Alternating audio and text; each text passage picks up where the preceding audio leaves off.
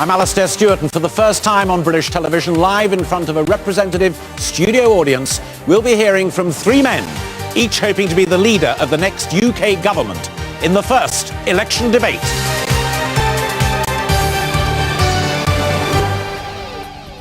Good evening and welcome to the first election debate. Over the past 50 years, there have been numerous attempts to get the leaders of the three biggest political parties to debate with each other during an election.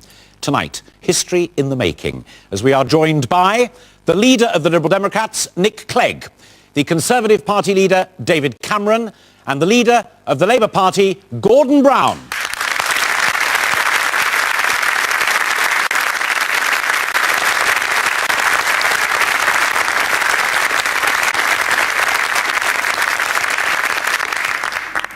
This debate will mainly focus on domestic affairs, important issues that affect our everyday lives.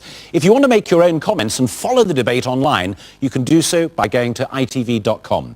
Now, in a moment, we'll be taking questions from our studio audience. But first, let's hear a brief opening statement from each of the leaders. And we're going to start with Nick Clegg. I believe the way things are is not the way things have to be. Now, you're going to be told tonight by these two that the only choice you can make is between two old parties who've been running things for years. I'm here to persuade you that there is an alternative. I think we have a fantastic opportunity to do things differently for once. And if we do things differently, we can create the fair society, the fair country we all want. A fair tax system, better schools, an economy no longer held hostage by greedy bankers, decent, open politics. Those are the changes I believe in. I really wouldn't be standing here tonight if I didn't think they were all possible. So don't let anyone tell you that the only choice is old politics.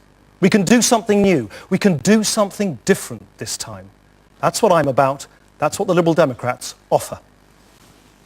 These are no ordinary times, and this is no ordinary election.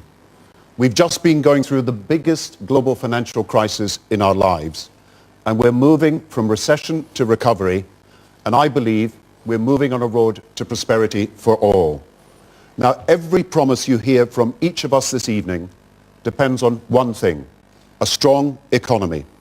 And this is the defining year. Get the decisions right now, and we can have secure jobs, we can have standards of living rising, and we can have everybody better off. Get the decisions wrong now, and we could have a double dip recession.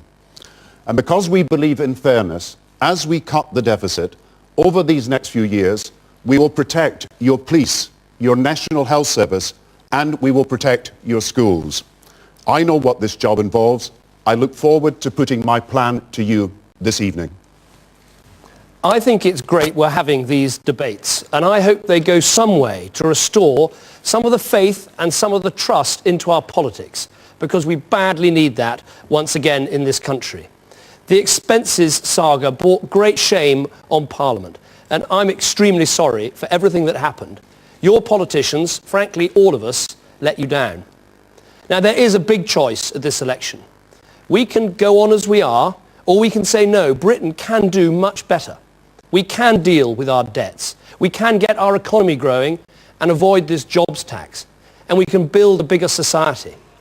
But we can only do this if we recognise we need to join together. We need to come together. We need to recognise we're all in this together. Now, not everything Labour has done in the last 13 years has been wrong. They've done some good things, and I would keep those. But we need change, and it's that change that I want to help to lead. Gentlemen, thank you very much indeed. Our first question is from Gerard Oliver, who's a retired toxicologist from Cheshire. Mr. Oliver. Good evening. What key elements for a fair, workable immigration policy need to be put in place to actually make it work effectively? Gordon Brown. You know, I've had the concerns around the country. I've been listening to people. I know people feel that there are pressures because of immigration. That's why we want to control